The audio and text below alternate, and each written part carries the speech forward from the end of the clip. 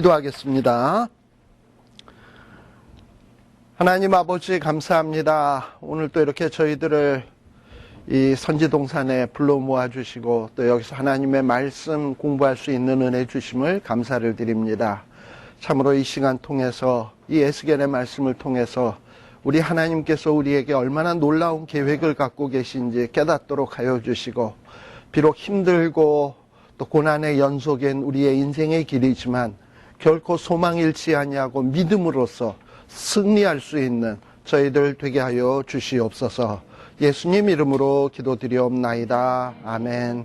네. 잠깐요. 여기 제가 마이크를 좀 킬게요. 우리 배 집사님은 차 잘 세우셨어요? 네. 여기 펜스 있는 쪽 안에? 아니, 여기 있어요. 아, 잘하셨어요.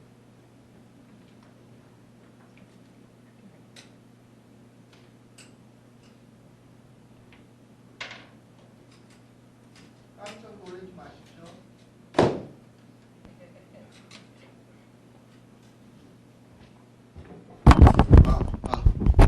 한결 더 낫죠. 예. 지난 시간에 우리가 에스겔 34장에서부터 한 36장까지 한 걸로 기억을 하고 있습니다. 그런데 지난 주일에 우리 카메라 찍는 게 좀 문제가 생겼어요.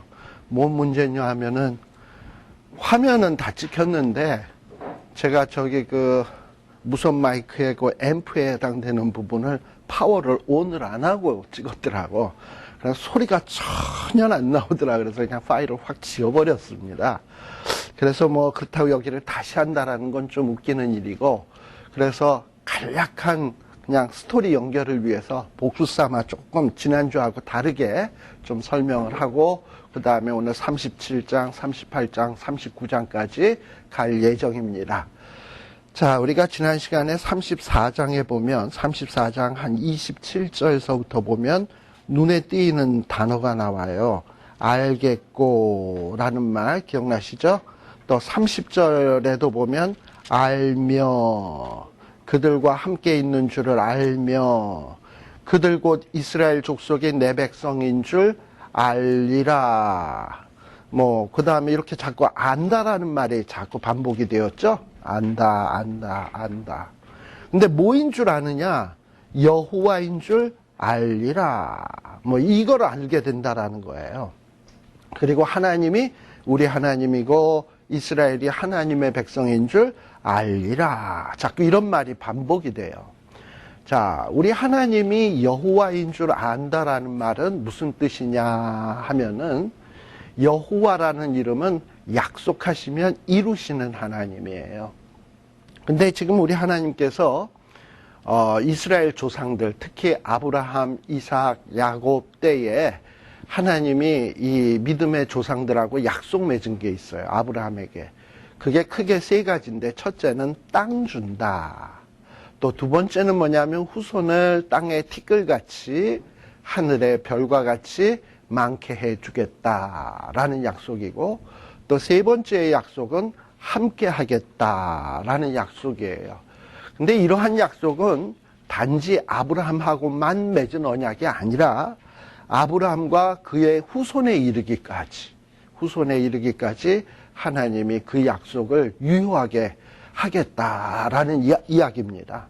그리고 그 약속은 이스라엘 백성들이 하나님 앞에 이쁜 짓 많이 하고 또 착한 일 많이 하면 그렇게 하나님이 해주시고, 이스라엘 백성들이 못된 짓 하고 잘못하면 그렇게 안 하겠다라는 얘기가 아니에요. 이스라엘이 어떻게 행동하든 저렇게 행동하든 간에 하나님이 약속했으면 하나님은 자기가 약속한 것에 대해서는 지키겠다라는 얘기예요. 그래서 하나님은 이스라엘 백성들에게 뭘 주겠다? 땅 주겠다. 후손 주겠다. 함께 하겠다라고 약속을 했어요. 그런데 에스겔 때의 이스라엘 백성들은 지금 어떻게 됐냐? 땅 뺏겼어요. 포로로 잡혀갔어요. 그리고 정말 이 포로지에 가서 정말 많은 사람들이 죽고 포로지에서 노역 생활을 하고 이래요. 그래서 이런 식으로 가다가는 이스라엘 백성이 멸절당할 위기에도 처할 수밖에 없어요. 그리고 뭐 이스라엘 백성들이 처해 있는 상황을 보면 뭔가 정말 하나님이 함께 하심으로 뭐 풍성함을 누린다든지 복됨을 누리는 것 같지 않아 포로 생활을 하는 것 같고 황폐화되어 있으니까. 그러니까 뭔가 하나님의 약속이 다 무너진 것 같은, 안 지켜지는 것 같은 그런 상황이에요. 그런데 하나님께서 뭐라고 말씀하십니까? 에스겔 35장에서는 그동안에 이스라엘 땅을 자꾸 호시탐탐 엿보고 이스라엘 백성들을 괴롭히고 이스라엘 백성들에게 못된 짓 한 에돔, 이 에돔은 이방 세력의 대표라고 제가 말씀드렸죠. 그러니까 하나님의 백성들을 괴롭히던 이방 나라들, 또 하나님의 백성의 땅들을 먹어치운 이방 나라들을 하나님이 어떻게 하시겠다? 다 심판할 거다. 그들을 심판하시고, 그리고 에스겔 36장에서는 무슨 얘기가 나오냐? 하나님께서 이스라엘 산들에 대해서 이야기하는데, 이스라엘의 산이 뭐냐? 이스라엘 땅에는 산이 많기 때문에 이스라엘 땅 하면 그냥 이스라엘 산들 마찬가지 얘기예요. 이스라엘 땅들에 대해서 이야기를 하는데, 이스라엘 땅들이 이방 나라에 의해서 다 초토화되고 황폐화됐는데 하나님은 일찍이 이스라엘 백성들에게 땅 주겠다고 약속했잖아요. 그러니까 하나님은 이스라엘의 땅들이 지금은 초토화되어 있고 황폐화되어 있지만 다시금 회복시키겠다라고 얘기를 하는 거예요. 그리고 반면에 하나님께서는 어떻게 하시냐? 그동안에 이스라엘 땅들이 3절에 보면 어떻게 되었습니까? 바벨론 사람들에 의해서, 이방 사람들에 의해서 황무하게 되고, 그리고 이스라엘의 땅들이 이방인의 기업이 되었고, 사람들의 조롱거리가 되었고, 이랬어요. 그런데 4절에 보면 하나님이 이스라엘의 땅들아, 내가 이제 말하는 말을 들어라 라고 얘기를 하는 거예요. 자, 그러면서 하시는 말씀이 뭐냐 하면은 8절에 보시게 되면 이스라엘 산들아, 이제 너희들이 그동안에는 황폐했는지 모르지만 이제부터 뭐가 난다? 가지가 나고, 그리고 과실도 맺고, 그리고 이스라엘 백성들이 그 땅에서 쫓겨났었는데 이제 이 땅으로 에스겔 36장 8절 쫓겨났던 이스라엘 백성들이 다시금 이스라엘 땅으로 돌아오게 될 거고. 자, 그러면 이게 뭡니까? 땅의 회복이죠. 이스라엘 백성들이 돌아온다라는 것은 후손의 회복이죠. 그리고 또 이제 9절에 보면 또 하나님이 뭐라고 얘기하시냐? 너희와 함께 하겠다라고 얘기를 하시죠. 예. 그리고 또 뭐라고 말씀하시냐면 10절에 보면 사람을 많게 하겠다. 이것도 후손의 축복이죠. 그리고 11절에도 보면 하나님이 생육이 중다하고 번성하게 할 것이다. 그리고 처음보다도 훨씬 더 좋아지게 될 것이다. 뭐 이러고 약속을 하고 있는 거예요. 이게 뭡니까? 땅이 다 뺏긴 줄 알았는데, 후손은 멸망될 줄 알았는데, 하나님은 다시는 함께 안 할 줄 알았는데, 그런데 이런 모든 것들이 후일에 하나님이 다시 회복을 시키게 될 거다. 아주 엄청나게 회복을 시키게 되는데, 이 회복되는 것을 보면 너희들이 뭘 알게 된다? 내가 여호와인 줄 알리라 라고 말씀을 하는 거예요. 아, 하나님이 정말 이 세 가지를 약속하셨는데 이거를 갖다가 까먹으신 것이 아니고 정말 하나님은 이것을 회복시키는구나. 그러면 왜 이스라엘을 잠시 이렇게 힘들게 내버리고 땅을 뺏기게 만들고 후손이 멸절당할 위기를 처하게 되고 하나님이 떠나신 것처럼 그랬느냐? 그런 거를 한번 경험을 해봐야, 그런 일을 한번 경험을 해봐야 하나님이 함께 하신다는 게 얼마나 소중한 거지. 또 하나님이 땅 주셨다라는 게 이게 얼마나 큰 축복이었는지, 그리고 하나님이 후손의 축복을 준다라는 게 얼마나 이게 복된 것인지를 절실하게 깨닫게 되거든요. 만일에 그런 일이 없었다면 사람들은 그냥 땅에서 살면서 의뢰 이건 내 땅이고 내가 이 땅에서 사는 것은 당연한 것이고 뭐 마땅한 일인 줄로 생각하거든. 후손 번성하는 거 그건 뭐 당연히 뭐 결혼하고 시집가고 장가가면 애 낳는 것이 뭐 그게 뭐 대단하다고 이러면서 그거에 대한 고마움도 못 느끼고, 그리고 뭐 우리는 하나님의 백성인데 하나님이 뭐 늘 함께 하시는 게 당연하지 뭐 함께 하는 게 뭐 그렇게 대수라고 하나님의 함께 하심에 대한 소중함도 모르거든요.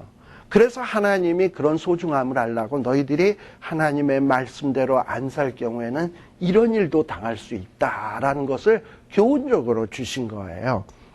바로 그 얘기가 지금 요 36장의 내용입니다. 그런데 우리 하나님께서 이스라엘 백성들을 이제 회복시키는데 그 회복의 근거가 뭐냐? 아까 우리 하나님은 약속 지킴에 있어서 백성들이 잘하건 못하건에 관계없이 하나님은 약속하신 것을 그냥 진행해 나가신다 그랬잖아요. 그 진행해 나가시는 이유가 뭐냐? 21절 우리 하나님은 36장 21절 하나님은 뭐 때문에 약속을 지키시냐? 자기의 이름을 아끼기 때문에 자기의 이름을 아끼기 때문에 하나님께서 약속을 지키시는 거예요. 하나님은 자기가 약속을 안 지키는 그냥 헛말만 내뱉는 분으로 일컬어지는 것을 감당하지 않으셔. 그걸 싫어하셔. 하나님은 약속 지키시는 분, 신실하신 분, 이런 분으로 일컬어지기를 원하신다고요. 그래서 하나님은 자기의 이름 때문에 약속을 지켜요. 그러면 우리는 어떤 생각을 하느냐 하면, 하나님이 뭐 자기의 이름 때문에 우리를 구원하는 거고 자기의 이름 때문에 땅 주는 거지 뭐 이렇게 별로 고마워할 필요도 없네 하고 우리는 이렇게 생각할 수 있잖아요. 결국 우리를 구원한 것도 우리를 위해서가 아니라 자기의 이름 때문이고 우리와 함께 하시는 것도 자기의 이름 때문이고 뭐 그러면 뭐 우리가 뭐 하나님 함께 한다고 뭐 그렇게 고마울 이유도 없네. 그냥 하나님이 자신의 이름 때문에 그러는 걸 뭐 이렇게 고마워하나, 땅 주신 걸 뭐 이렇게 고마워하나, 요따구 생각을 할 수가 있죠. 근데 그따구 생각을 해서는 안 돼. 만일에요, 우리가 우리의 어떤 조건으로 하나님이 함께 하시게 되고 우리의 조건으로 하나님이 땅 주시고 우리가 잘한 조건으로 잘했기 때문에 하나님께서 후손의 축복을 주신다면 우리는 언제든지 땅을 뺏길 수 있고요. 언제든지 후손의 축복이 저주로 변할 수 있고 하나님의 함께 하심이 떠날 수 있어요. 왜? 우리는 연약하기 때문에 하나님 앞에 완전할 수가 없어. 그러니 우리의 조건에 의해서 만일에 땅의 축복, 후손의 축복, 함께 하심의 축복이 주어지는 것이라면 그건 절대 보장할 수가 없는 일이에요. 그러나 어떻게 되면 이게 보장할 수 있는 일이냐? 하나님이 우리를 사랑하셔서 그걸 약속하시고 자기의 이름을 걸고 약속을 했으면 그건 보장될 수 있어. 왜냐? 하나님은 자기의 이름을 아끼시기 때문에 그 약속을 반드시 이행할 거예요. 그러니까 우리의 조건을 보고 안 한 거를 감사하셔야 돼. 우리의 행위로 우리가 구원받지 않는다는 것을 감사하셔야 된다고. 하나님의 이름, 하나님의 성품, 하나님의 그 영광 때문에 우리가 구원받을 수 있다는 것이 이게 얼마나 큰 축복인지 몰라요. 만일에 거기에 근거되지 않았다면 우리의 구원은 불안해. 우리의 축복도 불안하고 언제 잃어버릴지 모르는 거예요. 그래서 하나님은 자기의 이름을 걸고 약속을 했기 때문에 어떻게 해서든지 우리에게 후손의 축복을 회복시켜야 되고 땅을 주셔야 되고 함께 하심을 하셔야 돼요. 근데 제일 큰 걸림돌이 뭐냐? 죄의 문제야. 죄가 있으면 하나님이 함께 할 수 없거든요. 함께 하지 없는 게 아니라 함께 안 하시지. 그리고 죄가 있으면 하나님이 땅의 축복도 안 주시고 후손의 축복도 안 주셔. 그러니까 하나님께서는 우리에게 약속하신 건 이루어야 되겠고 그러자니 장애물인 죄는 없애야 되겠고 이를 어떡하면 좋겠어요. 그죠? 죄의 삭은 사망인데 그러니까 우리 하나님은 이 죄 문제를 없애기 위해서 어떻게 하냐? 누군가를 죽게 해야 돼. 그게 누굴 죽게 했냐? 죄가 없으신 예수 그리스도를 죽게 함으로 인해서 우리를 깨끗게 하시는 거예요. 그래서 여러분들 알다시피 우리 하나님께서 24절에 보면 36장 24절에 보면 우리 하나님이 우리를 구원을 하려면 어떻게 해야 되냐? 열국에서 끄집어내야 돼. 열국 중에서 모아 데리고 와야 돼. 그리고서는 뭐냐? 죄의 문제를 해결해 줘야 돼. 근데 우리는 온통 어떠냐? 수관이 더러운 것 그리고 온통 추악한 것으로 온통 더럽혀져 있거든요. 그러니까 우리 하나님께서는 어떻게 하냐? 맑은 물을 뿌려서 우리를 씻으셔야 돼. 근데 이 맑은 물이 뭐 때문에 나올 수 있는 맑은 물이냐? 주님의 보혈이 있었기 때문에 이 맑은 물이 생수가 흘러나올 수 있었던 거예요. 그래서 맑은 물로 우리를 씻어주시고 온갖 더러움에서 씻어주시고 온갖 추악함에서 깨끗게 해주시고 이러는 거예요. 그리고 26절에 보면 뭘 주셔요? 그 다음에 그것만 갖고는 안 되니까 새 영을 부어주셔서 또 새 마음을 주시고 또 우리의 그 강팍하던 굳은 마음들을 부드러운 마음으로 만들어 주시고 새 신을 그 안에다 부어 주셔서 우리는 연약해서 할 수 없는 하나님의 말씀 순종하는 일들 있잖아요. 그거를 순종할 수 있도록 해 주시겠다라는 거야. 이게 하나님이 약속했기 때문에 그래요. 그래서 28절에 보면 뭐라고 얘기합니까? 하나님이 아까 함께 하심의 축복이 있다 그랬죠? 이제는 내가 너희를 떠나는 게 아니라 너희 열조에게 준 땅, 일단 땅을 줄 거고요. 또 땅에는 또 누가 거해요? 이스라엘의 후손들이 거하게 될 거고요. 또 뭐 땅만 있고 후손만 있으면 뭐래? 하나님이 없으면 안고 없는 찐빵이죠. 그러니까 하나님께서는 땅 주고 후손들이 그곳에서 살게 해주시고 그렇게만 내버려 두시는 것이 아니라 하나님이 거기에 임재하셔서 이스라엘 백성들, 하나님의 백성들은 하나님의 백성이 되고 하나님은 우리의 하나님이 되어주시겠다라고 약속해주고 있는 거예요. 자, 그래서 이런 축복을 체험을 하게 되면 우리가 어떤 생각이 들게 되냐 하면은 저와 여러분들이 맞아, 내 행위로 내 의로움으로 내가 만일에 땅을 얻고 후손의 축복을 받고 하나님의 함께 하심의 축복을 받는 것이라면 죽었다 깨나도 내가 이거 할 수가 없는, 이룰 수가 없는 일들이죠. 그런데 이게 지금 어떻게 되냐? 하나님의 은혜로 하나님이 자기의 이름을 걸고 약속을 했기 때문에 이게 내게 이루어졌거든. 그러니까 이게 엄청난 은혜인 거야. 너무 고마운 거예요. 그런데 우리가 너무나 엄청난 은혜나 너무나 나에게 엄청난 사랑을 부어주게 되면 우리 마음속에 부담이 생기는 거 알아요. 신랑 신부가 결혼을 하는데 예를 들면 신랑이 너무 잘났어. 근데 신부는 그저 그래. 그러면 신부의 마음이 야, 내가 봉 잡았다, 땡 잡았다 하고 기쁠까요? 부담되죠. 예, 왜냐? 너무 잘났어, 이게. 그런데 나는 그거에 비하면 너무 못났어.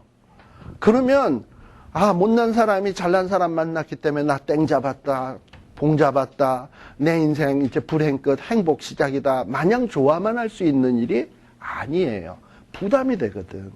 그러니까 하나님이 내게 그렇게 대단하신 하나님이 내게 이렇게 사랑을 쏟아 부어 주셨는데 내가 할 수 있는 일이 아무것도 없는 거야. 뭐 하나님 앞에 보답할 만한 것도 내놓으려고 보니까 너무 초라해. 하나님이 주신 거에 비해서.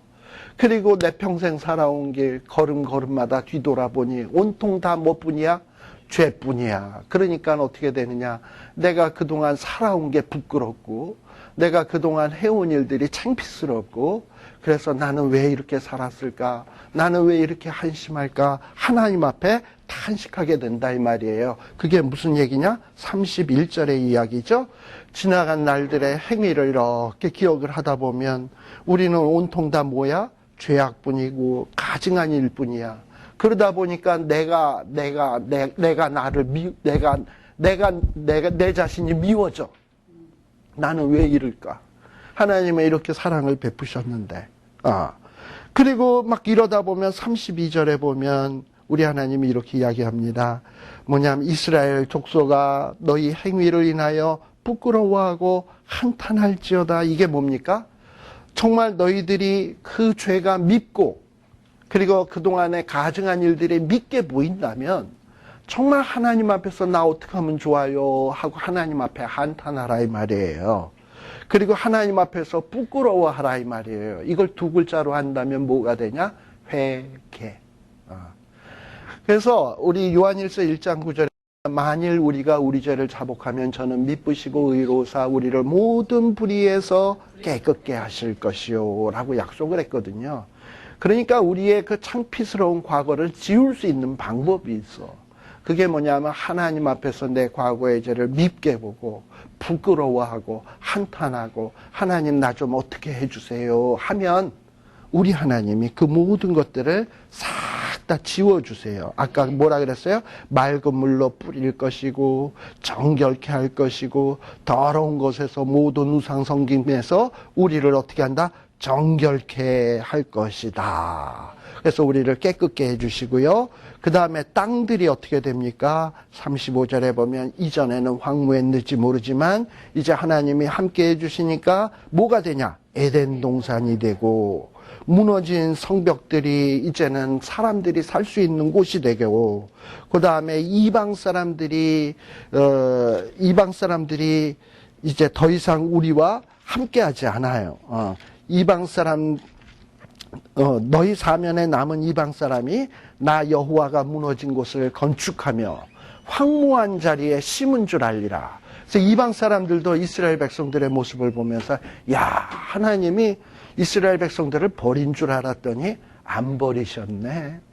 그리고 저자에게 축복 주신다고 했는데 저주를 주신 줄 알았더니 다시 축복을 주시네 하고 이방 사람들도 보고 놀랜다 이 말이에요.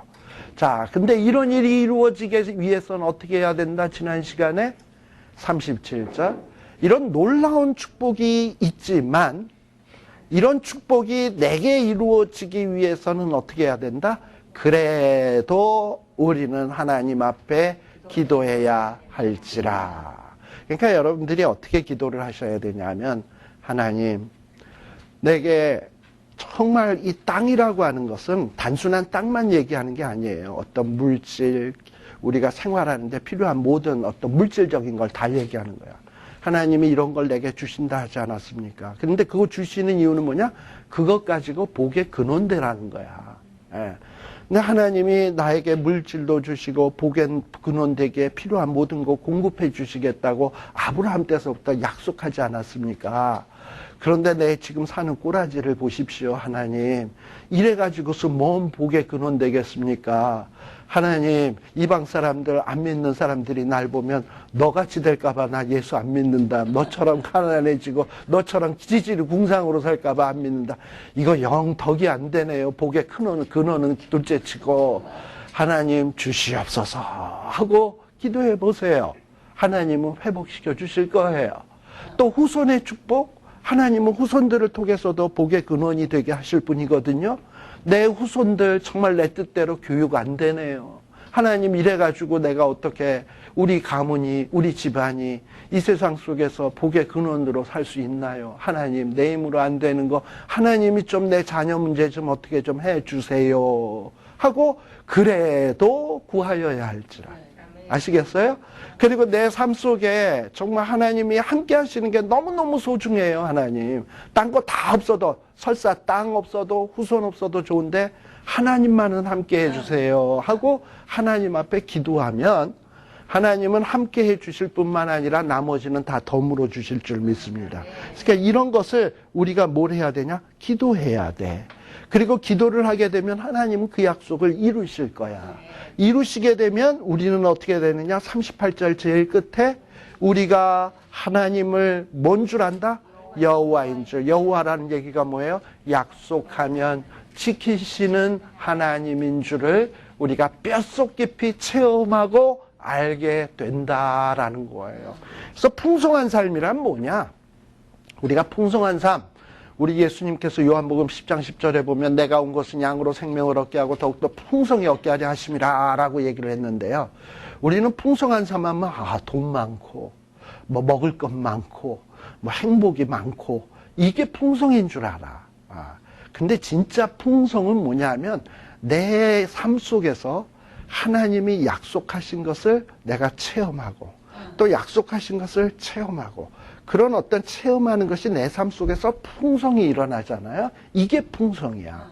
단순히 물질 많고 돈 많고 뭐 여러 가지 있다라는 것보다도 하나님이 약속하신 것이 기도했더니 이루어지네, 기도했더니 이루어지네 하면 설사 내게 뭐가 없어도요. 뭐가 되냐 하면 기도하면 나오잖아. 그러니까 내 지갑에 없다고 없는 게 아니야. 하나님 앞에 기도하면 언제나 나올 수가 있는 거예요. 그러니까는 이 사람은 전혀 걱정이 안 돼. 예. 제가 지금 조금 그래도 걱정되는 게 있어요. 걱정이 안 돼야 되는데. 뭐냐면 지금 우리 알다시피 여러분들 열린문교회가 뭐 이렇게 됐잖아요. 그래가지고 지금 거기가 예배드리고 뭐 교회 사무실 쓰고 하는 것들이 어려움이 생겼어요. 그러다 보니 열린문교회 사무실이 이 학교 쪽으로 지금 들어오게 됐습니다. 그리고 또 뭐 어쩌면 또 뭐 수요 예배니 이런 것들이니 이런 거 쓰게 되면 자칫 잘못하면 이곳에서 우리 성경 공부하는 게 어려워지지 않나. 뭐 이게 이제 막 또 걱정이 되는 거야. 또 옆에 지금 공사하잖아요, 옆에. 저거 공사가 끝나면 저기를 어떤 교회에게 렌트를 한다 그러더라고. 그럼 또 여기랑은 붙어 있잖아. 그럼 또 이걸 렌트를 주게 되면 교회들은 보통 예배 준비한다고 또 토요일 날 와서 분위기 있으면 이거 우리는 지금 이제 또 이사를 가야 되거나 이렇게 될까봐 걱정이에요. 그러나 우리는 우리가 지금 여기에서 돈벌이를 해요, 뭐를 해요, 뭐 그런 거 합니까? 하나님의 말씀 공부하고 하나님의 뜻을 알고 하나님의 약속이 뭔지를 알고 그런 풍성을 맛보고 싶어서 이렇게 모이는 거잖아요. 그러니까 우리는 뭐 하면 된다? 그래도 기도해야 할지라. 그러면 하나님이 주시고 우리는 어떻게 된다? 여호와인 줄 알지라. 이렇게 가는 거예요. 이게 내 삶 속에서 자꾸 반복적으로 일어나는 사람. 이 사람이 풍부한 사람이야. 풍성한 사람이에요. 그래서 저와 여러분들이 정말 남은 인생 속에서 이런 것을 맛봤으면 좋겠다라는 얘기예요. 그래서 지난 시간에 마이크 녹음이 안 돼가지고 이렇게 쫙 지어서 잠시 복습했습니다. 그런데 37장은 여러분들이 아주 에스겔서 하면은 유치부 학생들도 에스겔서 하면 다 몰라도 이건 알아. 37장은 알아. 마른 뼈들이 일어나서 뭐가 된 거? 군대가 된 거. 이거는 다 알아. 그래서 이 37장은 우리가 참 잘 아는 성경입니다. 근데 또 진짜 잘 아냐? 하고 또 이렇게 속속들이 따져보면 또 잘 모르더라고 또.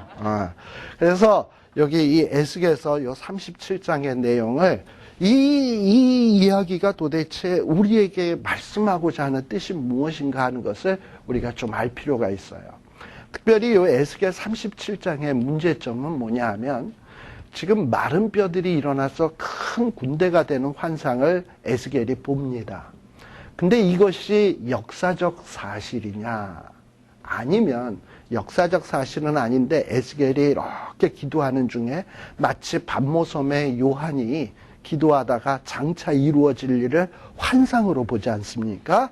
그래서 이것이 역사적으로 실제 일어난 에스겔을 탁 데리고 가서 마른 뼈들 진짜 보여주고 그랬더니 그게 막 뼈가 돼서 진짜 사람이 되는 실제 사건이 아니라 에스겔이 환상으로 어떤 뼈들을 받고 뼈들이 일어나는 것이 군대가 됐다.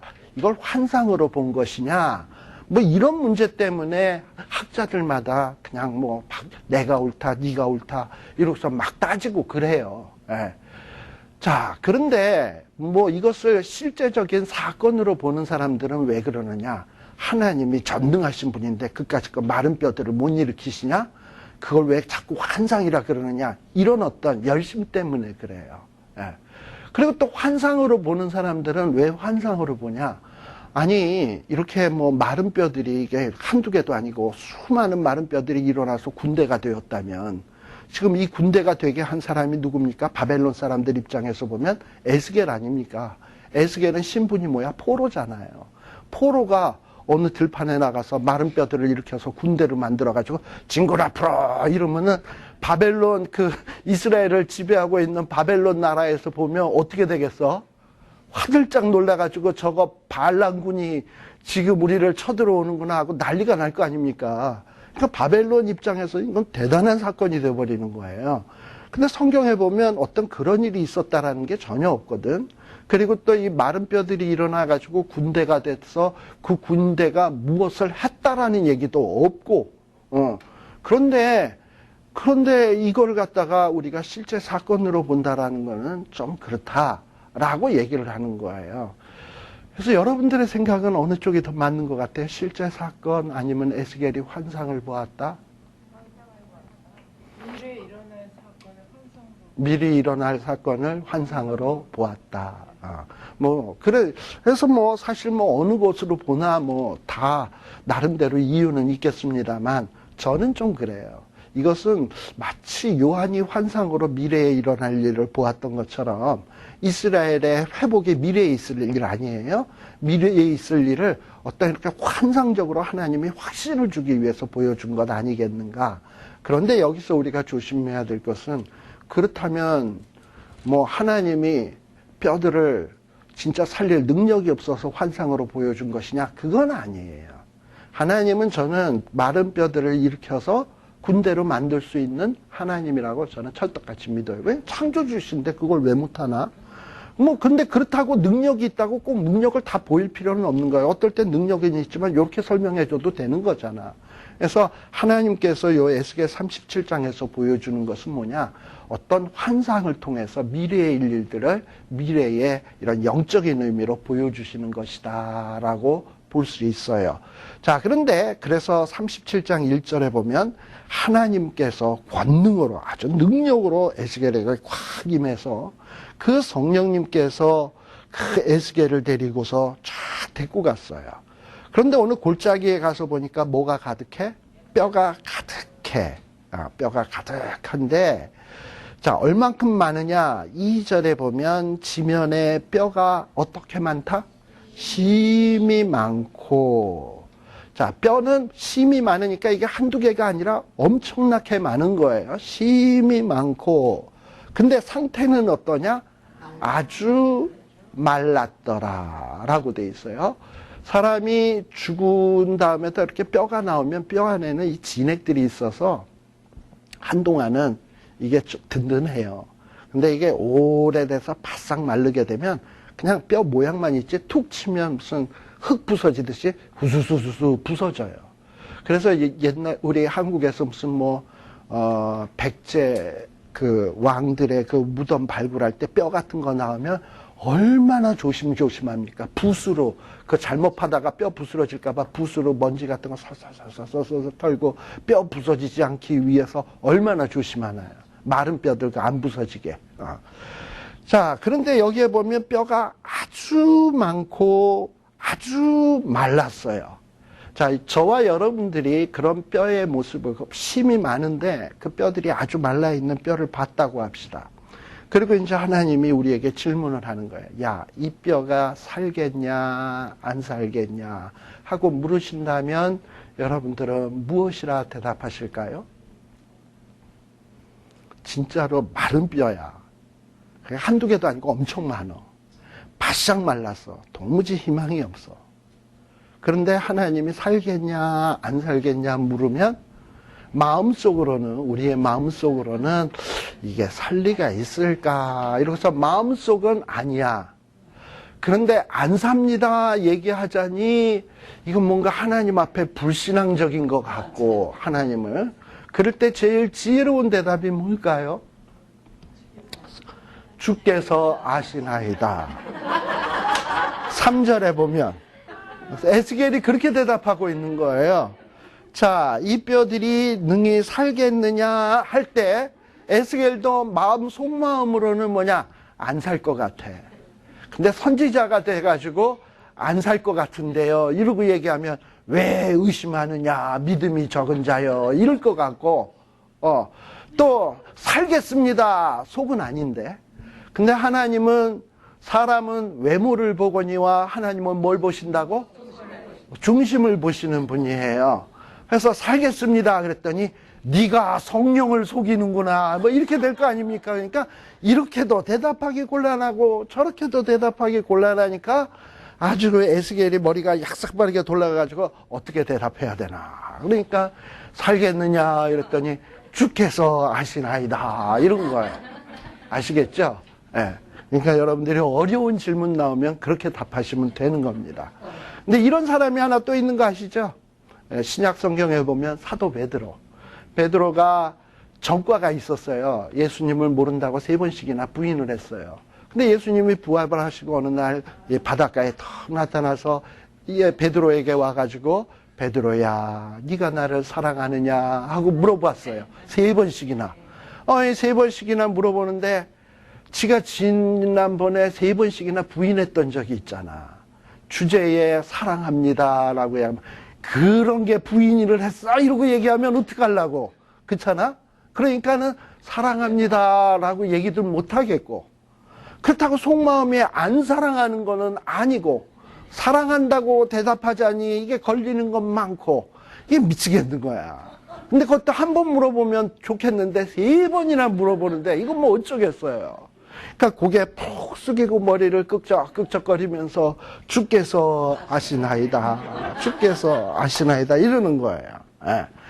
자, 그런데 제가 볼 때도 에스겔도 그렇고 에스겔 당시의 이스라엘 백성들도 다 지금 어떤 상태냐, 지금 여기에 심이 많은 뼈, 마른 뼈는 누굴 상징하는 거냐면 지금 망한 이스라엘 백성, 망한 하나님의 백성들이에요. 심이 많아요, 그 수가. 그리고 그들은 도저히 살아날 가능성이 없는 마른 뼈와 같은 사람들이야. 누가 봐도 지금 이 바벨론 포로지에 와서 그발강가에 남의 궁궐이나 져주는 사람들이 이제 회복돼서 돌아간다는 거 상상이나 할 수 있겠어요? 이런 자들이 고토에 들어가서 번성하게 되고 풍요하게 되고 그 후손이 심히 강해진다는 걸 상상이나 할 수 있겠습니까? 우리는 안 돼, 우리는 끝났어, 끝장났어, 도저히 희망 없어, 다 이러고 있는 상태지. 그건 누구도 지금 공감하고 있는 거냐면 에스겔도 지금 하나님의 말씀은 외치고 있지만 설마 그렇게 될까, 이렇게 회복될까. 우리 아까 36장까지 나왔듯이, 그리고 회복되면 여호와인 줄 알리라 알리라 한만 얘기를 했지만 진짜 그렇게 될까, 뭐 이렇게 긴가민가 하단 말이에요, 속으로. 안 믿어지는 거예요, 속으로는. 그런데 하나님이 살겠느냐 이러는데 이게 미치고 팔짝 뛰는 거지. 그러니까 뭐 주께서 아시나이다 이렇게 얘기를 한 거예요. 자, 그런데 우리 하나님께서는 도무지 정말 믿어지지 않는 이런 환상을 보여주시면서 뭐라고 얘기하냐, 이 마른 뼈들이 살아나는 기적을 보여주시는 거예요. 근데 이 마른 뼈들이 살아나는 그 기적에 필요한 것이 2가지가 있습니다. 첫째는 4절에 보면 모든 뼈에게 뭐 해라? 대언. 대언이 뭐예요? 대신해서 말하는 것이죠. 그러니까 지금 에스겔이 누굴 대신해서 마른 뼈들에게 예언을 하는 건가? 하나님을 대신해서, 그죠? 하나님을 대신해서 말하는 거니까 말은 에스겔이 하지만 실제 그 말의 내용은 누구의 말이다? 하나님의 말씀이다. 대언이니까. 그렇잖아요? 에스겔의 말이 아닌 거예요. 하나님의 말씀. 자, 그러니까 마른 뼈들이 살아나기 위해선 하나님의 말씀이 외쳐져야 돼. 거기 또 나오죠. 여호와의 말씀을 들을지어다. 그러니까 소망 없는 사람이 회복되기 위해서 필요한 것이 있다면 첫째는 말씀이 옳습니다. 자, 그 다음에 5절에 보게 되면 또 말씀이 주어질 뿐만 아니라 또 뭐가 필요하냐? 생기가 들어가야 돼. 그래서 뭔가 이 마른 뼈들이 살아나기 위해서 필요한 조건 2가지가 있다면 첫째는 말씀입니다. 둘째는 뭐냐? 생기. 생기는 달리 표현하면 하나님의 성령이라고 볼 수 있어요. 예. 자, 우리들도 우리 자신을 가만 한번 생각해 보자고요. 참 보면 어떨 땐 내가 싫어. 참 내가 봐도 소망이 없어. 이럴 때가 있잖아요. 나는 왜 이럴까? 나는 왜 이렇게 파란 크리스찬이 되지 못할까? 이렇게 능력 있는 정말 하나님의 사람으로 살 수 없을까? 참 이런 게 답답하잖아요. 아마 부족한 것이 있다면 2가지일 거예요. 첫째는 말씀, 둘째는 생기예요. 자, 그런데 말씀이 이제 에스겔이 외칩니다. 자, 7절에 보면 에스겔이 하나님의 명령을 쫓아 하나님의 말씀을 대언을 했어요. 그랬더니 어떤 역사가 일어났냐? 막 뼈들이 뚝딱뚝딱 거리더니 이 뼈가 이리 맞고 뼈들이 이렇게 막 서로 해서 착착착착착 붙는 일이 생겨. 그리고 또 뭐가 생기냐? 힘줄이 생기고 살이 오르고 가죽이 덮여요. 그러니까 겉모양으로만 보면 이제 사람 꼴이 생기는 거야. 그래서요, 신자가 일단 신자다워지려면 처음에 말씀을 잘 알아야 돼요. 근데 말씀을 잘 알아주다 보면 어떤 그 사람이 겉보기에는 참 신앙이 있어 보이는 건강한 신자 같아 보여. 근데 그 안에 뭐가 없어? 생기가 없어. 그러니까는 아는 건 참 많은데 그 사람을 통해서 능력은 안 나타나. 이게 바로 생기가 없는 말씀만 있는 신자예요. 오늘날 교단으로 친다면 장로교 교단. 말씀은 참 많아서 뭔가 이렇게 뼈대가 갖춰지고 교리도 그렇고 뭔가 다 그럴싸해. 근데 이상하게 교회에 부흥한, 물론 사람 수가 많다고 부흥이라고 얘기는 할 수 없지만 장로교 교회는 그냥 한국 교회를 제외하고 일반 미국이나 다른 어떤 독일이나 이런 데 보면 장로교 교회는 다 숫자가 뭐 한 20명, 10명 뭐 이래. 그런데 무슨 뭐 순복음, 하나님의 성회 또는 침례교 이런 데는 또 복닥복닥해. 근데 그런 데는 또 뭐가 있냐 하면은 성령 운동이 있어요. 성령 운동이 있어. 그래서 이 장로교는 뭔가 말씀으로는 조직적으로 잘 이렇게 돼 있는데 그 안에 뭔가 이렇게 좀 살아있는 파워풀한 그게 없어. 생기가 없기 때문에 그래요.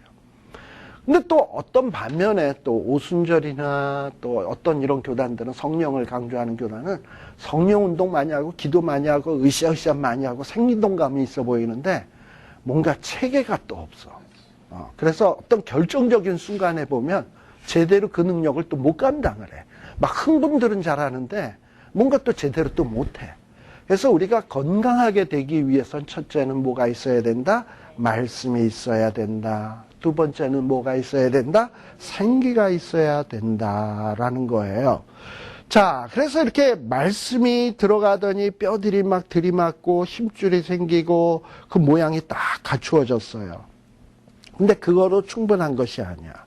또 하나님께서 생기를 향하여 대언하라. 그래서 생기가 사방에서 확 불어오기 시작을 하니까 살아 일어나서 극히 큰 군대가 되었습니다.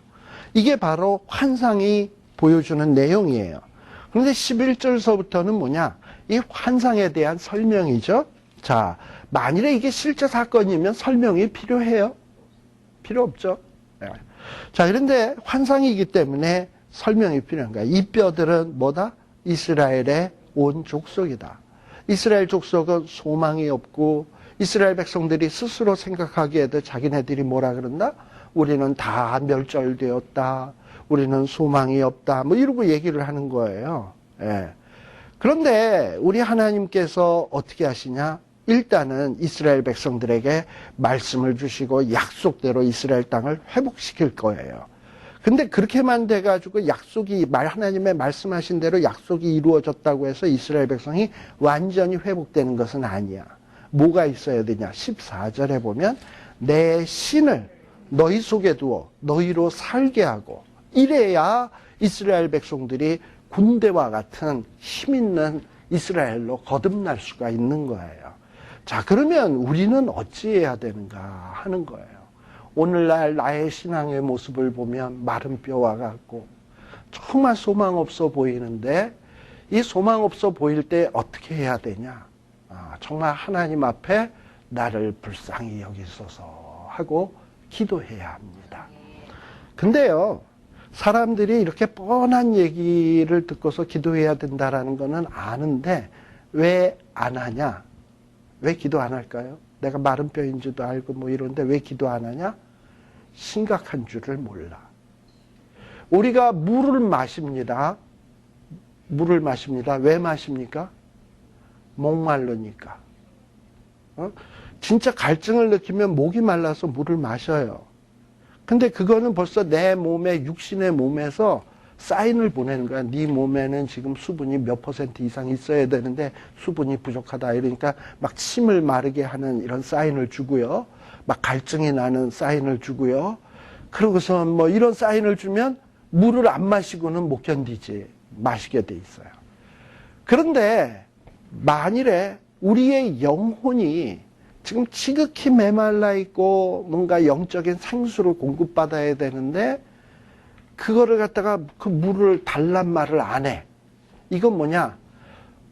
영적으로 갈급함이 없거나 진짜 갈급함이 없거나 아니면 갈급한데 이 신경이 망가져가지고 갈급하다라는 사인을 못 주는 거야. 예를 들어서 내 몸에 지금 수분이 부족한데 물 달라고 사인을 입에다 주고 눈에다 주고 뭐 이렇게 위에다 주고 이래야 되는데, 근데 그런 사인을 못 주면 그런 사람을 뭐라 그래요? 병신. 그 병신이지 뭐. 그 시스템이 망가졌으면 그 병자지. 그런데 우리가 하나님 앞에 기도 안 하고 내가 메말라 있는데, 바싹 말라 있는데, 뼈다귀와 같이 소망이 없는데, 그럼에도 불구하고 하나님 앞에 기도하지 아니하고, 하나님 정말 말씀을 통해서 내가 정말 이렇게 뼈들이 생겨나고 근육이 생겨나고 사람다운 사람 몸으로 갖춰주시고 또 거기에다 그거로 끝내지 말고 생기를 부어주셔서 군대같이 좀 만들어주세요 하고 기도를 해야 되는데 왜 안 하냐? 그 필요성을 못 느끼는 거야. 그 필요성을 못 느낀다라는 것은 둘 중 하나예요. 갈급함이 없거나 병들었거나. 만일에 병들어서 안 구하는 것이라면 이거 심각한 거예요. 그래서 우리들도 오늘의 나 자신 또는 우리들의 교회 그리고 뭐 우리들의 어떤 영적 생활을 보면 마른 뼈와 같아 보일 때 있을 거 아니에요. 그럼 그걸 보고 좀 가슴 아파할 줄 알아야 되고 마치 사슴물이 시냇물을 찾기에 갈급한 같이 갈급함을 느끼면서 하나님 우리를 불쌍히 여기소서 우리는 마른 뼈와 같나이다. 아무것도 할 수 없는 지금 이렇게 벌어진 정말 쓰레기와 같은 존재입니다. 어떻게 좀 해주세요 하고 매달린다면 우리 하나님께서 이미 회복은 약속하신 것 아닙니까? 근데 약속했는데 거기다 내가 기도까지 했어. 하나님은 여호와야. 약속 지키는 하나님이야. 근데 약속해놓고 그런데 또 내가 구했어. 그럼 약속 왜 안 들어주시겠습니까? 그렇게 해서 약속이 이루어지면 그땐 또 우리가 뭘 알게 됐냐? 아, 하나님이 여호와시로구나 라는 것을 깨닫게 되는 거예요. 지금 요 37장에도 또 하나의 환상 같은 것을 또 보여주십니다. 뭘 보여주시냐? 에스겔 보고 어떤 기적 같은 걸 하나 보여줘요. 막대기 하나를 취해라. 그리고 그 막대기 하나에다가 뭐라고 쓰냐? 그 위에 유다와 그 짝 이스라엘이라고 쓰래. 그 다음에 또 하나의 막대기를 취하래. 그 다음에 두 번째 막대기에는 에브라임 막대기, 곧 요셉과 그 짝 이스라엘 온 족속이라고 쓰래. 그리고서는 그 막대기를 두 개잖아요. 이 막대기를 두 개로 합하래. 그랬더니 탁 했더니 막대기가 어떻게 됐냐? 두 개가 하나가 돼버렸어. 매직. 우리 무슨 매직 하는 사람들 보면 옛날에 무슨 이런 빨간 탁구공 같은 거, 공원 같은 데 보면 빨간 탁구공 같은 거 보면 탁 하면은 손에 공이 탁 쥐어졌다가 또 샥 하면 또 입에다 탁 넣고 이렇게 하면 또 없다가 이런 거 보여주는 거 본 적 있죠? 그러다가 또 탁구공 같은 거를 두 개였는데 분명히 양쪽에 탁 하더니 탁 하니까 탁 하나로 탁 바뀌고 이런 거 보았을 거예요. 근데 지금 에스겔은 뭐냐? 막대기 하나 들고 하나는 막대기에다 뭐라고 썼냐 하면은 유다와 그 짝 이스라엘 자손하고 썼고 또 한 막대기에다가는 뭐라고 썼냐? 에브라임과 요셉과 그 짝 이스라엘 온 족속 이러고 써가지고 봤지 이러더니 척 했더니 샥 하나가 돼버렸어. 그럼 매직 같잖아요. 마술쇼 같아. 자, 그렇게 해서 다 이렇게 하나가 되는 거야. 그랬더니 이스라엘 백성들이 물어보는 거죠. 뭐냐 하면은 이스라엘 백성들이 18절에 보면 그 에스겔이 무슨 마술사같이럼 막대기 두 개를 가지고 탁 하나를 만들거든. 그러니까 에스겔에게 와가지고 야 에스겔아 너가 지금 무슨 매직 같은 걸 하는데 그게 무슨 계시냐? 계시라면 그게 무슨 뜻인지 우리에게 좀 말씀해 주지 않을래? 하고 지금 물어보는 거예요. 자, 근데 이게 계시 맞아요. 이게 무슨 뜻이냐? 막대기 하나는 유다와 이스라엘 족속이라고 썼어요. 여러분도 알다시피 솔로몬 시대 이후에 이스라엘 나라가 북쪽과 남쪽으로 분단된 거 아시죠? 그런데 이스라엘 나라가 이렇게 둘로 나누어지게 된 근본적인 원인은 어디 있느냐? 어떻게 보면 솔로몬의 죄 때문이에요. 솔로몬이 처음에 왕 되자마자는 참 훌륭한 임금이었어요. 하나님 앞에 지혜를 구하고 또 이런 또 여자 두 명이서 애 갖고 네 애니 내 애니 이러고서는 막 이렇게 할 때 지혜로운 재판도 해주고 정말 정치를 잘했어요. 그런데 그가 세월이 지나서 안일해졌을 때 그는 타락하기 시작을 했어요. 수많은 여인들을 부인으로 맞아들이고 또 그 여인들이 가져온 우상을 숭배해주고 우상 신전 지어주고 결국 그 일로 인해서 나라가 두 동강이로 딱 나누어지게 되었습니다. 그래서 그 아들 때에 북이스라엘과 남유다로 나누어지게 되었는데 여기에 이 막대기 두 개는 무엇을 의미하는 거냐?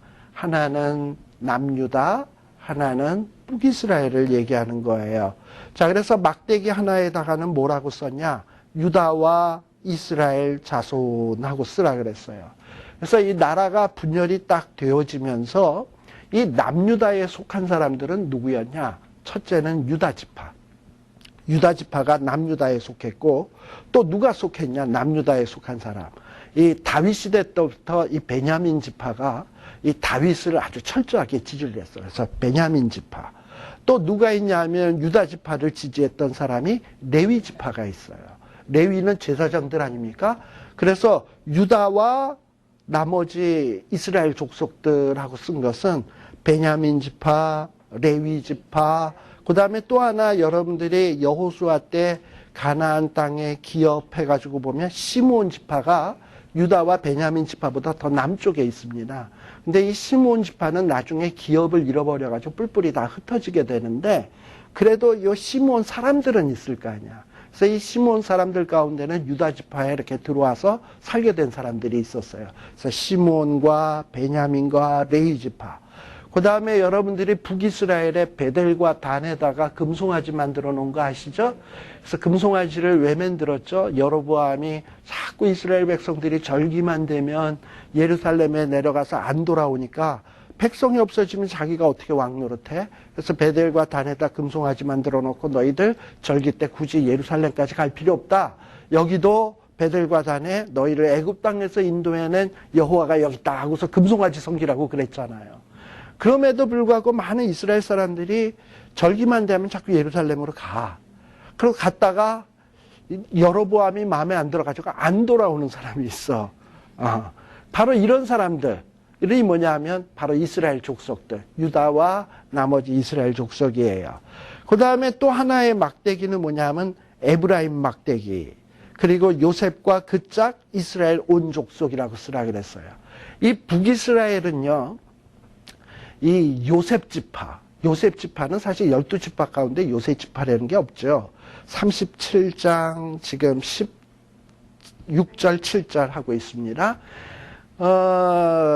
요셉 지파라는 건 사실 없어요. 근데 요셉은 본인이 지파에는 포함되지 않지만 자기의 두 아들 에브라임과 므낫세가 이스라엘의 지파 안에 들어오게 됩니다. 그래서 이 에브라임과 므낫세를 뭐라고 얘기하냐면 요셉 족속이라 얘기를 해요.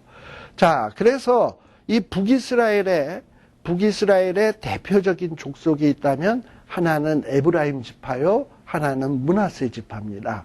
어떤 정치적인 세력으로서 파워풀한 지파가 에브라임 지파예요. 왜냐? 북이스라엘의 초대 왕이었던 여로보암이 에브라임 사람입니다. 에브라임 지파예요. 그래가지고 이 에브라임 지파가 큰 소리 꽤나 떵떵 쳤어. 그 다음에 또 북이스라엘의 땅을 제일 크게 가진 지파가 어디냐? 므낫세 지파야. 여러분들이 지도를 보시면 알겠지만 요단 동편에도 얘네들은 땅이 있고요. 요단 서편에도 땅이 있어요. 근데 그 땅들이 얼마나 큰지 몰라, 므낫세 지파가. 그래서 제일 큰 땅을 소유한 지파가 므낫세 지파예요. 그러니까 므낫세 지파도 북이스라엘에서 무시하지 못해요. 그래서 요 요셉 지파가 아주 대표적인 북이스라엘을 이끌고 가는 지파입니다. 그리고 나머지 아까 제가 그 유다 지파를 제외한 나머지 지파들이 그 북이스라엘에 이렇게 속해 있었어요. 10지파가. 그래서 여기에 보면 요셉과 그 짝 이스라엘 족속이라 그랬습니다. 자, 그럼 북이스라엘이 분열되게 된 원인이 무엇인가? 죄 때문이에요. 누구의 죄? 솔로몬의 죄 때문에. 자, 분열된 것도 솔로몬의 죄 때문이었고, 근데 분열됐다가 북이스라엘은 아수르에 망합니다. 왜 망하죠? 죄 때문에 망해요. 근데 좀 또 늦게 또 누가 망합니까? 유다가 망해요. 왜 망하죠? 죄 때문에 망해요. 그러니까 분열도 죄 때문에, 망하는 것도 죄 때문에. 그래가지고 지금 망했어요. 자, 근데 분열도 죄 때문에 분열이 됐고 지금 망한 것도 죄 때문에 돼서 이제는 완전히 정말 소생불능의 상태가 되어 있는데 하나님께서 두 막대를 들더니 야, 분열된 것도 이제 어떻게 된다? 합쳐진다. 그러니까는 회복은 물론 분열되었던 너희 두 나라가 하나가 될 것이다 라고 얘기를 하는 거예요. 지금 이스라엘 백성들은 이전처럼 두 나라로 회복만 돼도 좋겠다 이러는데 지금 하나님은 회복 정도가 아니라 너희들이 솔로몬의 죄 때문에 둘로 나누어졌었는데 그것까지도 회복되겠다라는 거예요. 그러니까 망해 있는 사람의 입장에서 보면 야, 집만이라도 좀 찾았으면 좋겠다 이러고 있는데 아니다, 너 집만 찾는 게 아니라 잃어버린 돈까지 찾는다. 그러면 이거 얼마나 기분 좋은 거예요. 그죠? 예. 지금 그러고요. 망한 상태에서 예전으로 돌아만 가도 좋겠다 이러는데 그 정도가 아니라 둘로 나누어졌던 것도 합쳐진다라고 얘기하니까 정말 이거는 상상이 안 가는 놀라운 회복의 메시지가 되는 거예요. 그래서 이렇게 하나가 될 것이다. 그래서 21절에 보면 이제 이스라엘 자손들이 어떻게 되느냐, 열국에서 돌아오게 돼요. 사면에서 돌아오게 돼요. 그리고 22절에는 이전에 솔로몬 이후에는 북이스라엘 남유다로 둘로 나누어져 있었는데 이제는 어떻게 된다? 그들이 한 나라를 이루게 될 것이고 이전에는 북이스라엘에는 여로보암, 남유다에는 르호보암 이러고 따로따로 임금을 섬겼는데 이제부터는 어떻게 된다?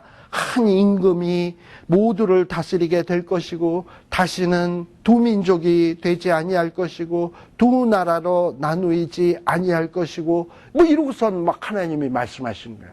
이게 상상이 되냐 이 말이죠. 저는 지금도 제가 지금 목사이고 이렇습니다만 항상 이렇게 교회 생활을 하면서 가슴 아프고 속상한 것이 하나 있어요. 특히 제가 신학교를 다닐 때는 제가 총신을 졸업을 했는데요. 이 총신이 방배동 총신, 사당동 총신으로 둘로 나누어졌어요. 그리고 또 조금 있다가 합신 총신으로 또 나누어졌어요. 그래가지고 이 분열되는 거를 학교가 쪼개지는 것, 그래서 교단이 나누어지는 거를 여러 번 보았어요. 그런 걸 보면서 얼마나 마음이 아팠는지 몰라요. 그때 이제 많은 우리 신학교 동기 친구들이 머리에다가 다 빨간 걸로 해서 하나 되게 하소서 이러고서는 목사님들이 하나가 되고 교단이 하나가 되고 이렇게 해달라고 막 강당에서들 모여서 기도하고 그랬는데 하나 되게 하소서 했는데 둘이 되고 또 둘이 되고 막 이제 이런 식으로 돼버린 거예요. 그래서 저 어린 마음에 어떤 마음이 있었냐면 난 절대 앞으로 교단을 나누거나 교회를 쪼개거나 이런 일에 내가 가담되는 일은 절대 안 한다. 이걸 아주 그냥 결심을 했어요. 그리고 지금도 제일 미운 사람이 누구냐? 쪼개는 사람. 교회 쪼개고 교단 나누고 이러는 사람 있잖아요. 나 제일 싫어. 그 사람이 목사라도 싫어. 난 쪼개는 사람은 싫어. 제가 98년도에 교회 목회를 하다가 그만두었습니다. 그만둘 때 사람들은 내가 왜 그만두나라는 이유를 몰랐던 사람도 많이 있었어요. 그래서 저에게 찾아와서 그 이유를 물어보고 이러는데 일절 말하지 않았어요. 그리고 제가 또 나와서 누구는 또 목회하지 않겠나 이랬는데 저 목회 안 했어요. 왜 안 했냐? 제가 나와서 목회하면 또 저를 좋아하는 사람들이 있었을 거 아니야. 그럼 그 사람들이 뭐 하겠어? 기존 교회에서 다 따라 나와서 저랑 같이 교회하자 그랬을 거 아니야. 그러면 교회는 둘로 나누어지는 거 아닙니까? 내가 어렸을 때 그런 결심을 했는데 내가 그런 짓을 왜 해? 그랬는데 어떤 모 장로님과 모 집사님과 몇몇 성도들이 나와서 그냥 우리가 목사님 모시고 개척하랍니다 하고 교회를 개척을 했어. 근데 저는 안 갔어. 그래서 지들끼리 교회를 한 거야. 지들끼리 교회를 하고 언제나 저는 돌아오면 거기 그냥 담임 목사가 되는 거예요. 가기만 하면. 그리고 하고 기다리는데 안 갔어요. 안 간 지가 지금 20년 돼요. 왜 안 갔냐? 가면 또 나눠질 것 같아. 그건 아닌 것 같아. 그리고 그때 제가 나오고 난 다음에 교회를 떠난 사람들이 좀 있었어요. 마켓에서 만나거나 어디서 만나면 뭐라 그랬냐? 원래 제가 있던 교회로 다시 돌아가. 왜 빌빌거리고 돌아다니냐고 막 야단쳤어요. 근데 뭐 저도 마음 같아서 글로 돌아가고 싶은데 거기 목사님이 있는데 또 제가 가면 또 우스워지잖아. 그러니까 저는 못 가더라도 성도들은 다시 다 글로 돌려보냈어요. 얼마 전에 제가 그 교회에 있었던 김명준 장로님이라고 하는 분이 한 분 계셨어요. 지금 몸이 불편하신데 이분도 그 교회를 한동안 다니다가 교회를 떠나셨어요. 근데 이분이 얼마 전에 저한테 전화가 오더니만 뭐라 그러냐면 제 생각이 났는지 내가 지금 몸이 불편한데 언제 죽을지도 모르겠고 근데 김 목사한테 한 가지 소원이 있어 이러는 거예요. 그래서 뭔데요? 그랬더니 내가 죽으면 장례식은 꼭 목사님이 해줘. 그리고 내가 우리 자식들한테 그건 유언으로 이미 다 얘기를 해놓은 거니까 목사님이 꼭 해줘야 돼 하고 부탁을 해요. 그래서 그렇게 부탁 말씀드리고 제가 당연히 그렇게 해야죠. 그렇게 하겠습니다라고 약속을 했어요. 그리고서는 그 장로님 보고 그랬죠. 장로님 이전 교회로 가시죠. 장로님이 여태까지 몸담고 있던 교회로 가시라고. 그래가지고 그분이 다시 그 교회를 나가기 시작을 해요. 그래서 저는 어찌됐건 신앙생활 할 때 있어서 교회 쪼개고 나누어지는 거 이거 아주 싫어해요. 근데 이 하나 되는 것은 우리 하나님도 기뻐하는 거예요. 성령도 하나요, 그리스도도 하나요, 복음도 하나요, 다 하나예요. 그런데 이놈의 장로교는 웬 교단이 이렇게 많아? 그리고 또 이렇게 교단이 이렇게 많고 또 서로 총회장 하려고 그러고 이런 걸 보면 막 속이 상해 죽겠어. 이게 어떻게 회복이 될까? 정말 회복될 가능성이 없어 보여. 그런데 에스겔의 말씀을 보니까 마른 뼈들을 보여주면서 이 뼈가 살겠느냐? 하나님이 이렇게 분열된 이런 모습을 보면서 이게 하나 되겠느냐 했을 때 제 대답은 뭘까요? 안 살 것 같아? 하나 안 될 것 같아? 근데 안 된다 그러면 하나님이 왜 의심하느냐 이럴 것 같고 그럼 뭐라고 대답해야 된다? 이게 하나 되겠느냐? 주께서 아시나요? 뭐 이래야 되겠죠. 근데 분명히 하나님께서는 우리를 회복시키실 때 분열되었던 모든 것을 하나 되게 하실 거예요. 그래서 그때는 장로교, 침례교, 감리교, 성결교 뭐 있던 거 다 없어질 거라고 생각해. 그저 주님 사랑하는 사람, 하나님의 백성 이게 교회인 거야. 하나가 될 거야. 그리고 하나님이 그 일을 이루실 거예요. 하나님은 이런 놀라운 모습으로 회복시키실 거고 그때에는 한 임금이 다스려. 그게 누구냐? 예수 그리스도가 주인 되어서 주님 사랑하는 이름으로 모이지 무슨 교 그딴 거 하나도 필요 없어. 자 24절도 보세요. 누가 그들의 왕이 된다 이제는? 다윗이 르호보암 여로보암 아니야 이제. 누가 왕이 되냐? 다윗. 이 다윗이 누굽니까? 다윗의 자손 예수 그리스도가 왕이 될 것이고 그리고 그들에게는 여러 목자가 있는 게 아니라 한 목자가 있어서 그 한 목자를 중심으로 이제 우리가 다 어떻게 되느냐? 하나님의 말씀을 지키고 순종하는 삶을 살아요. 사실 우리들이 하나님의 말씀을 잘 순종하는 사람 된다 믿어지십니까? 지금 현 상태로 보면 안 될 것 같아. 그렇잖아. 우리가 지금까지도 여태까지 안 순종하고 살았는데 왜 갑자기 순종하겠어?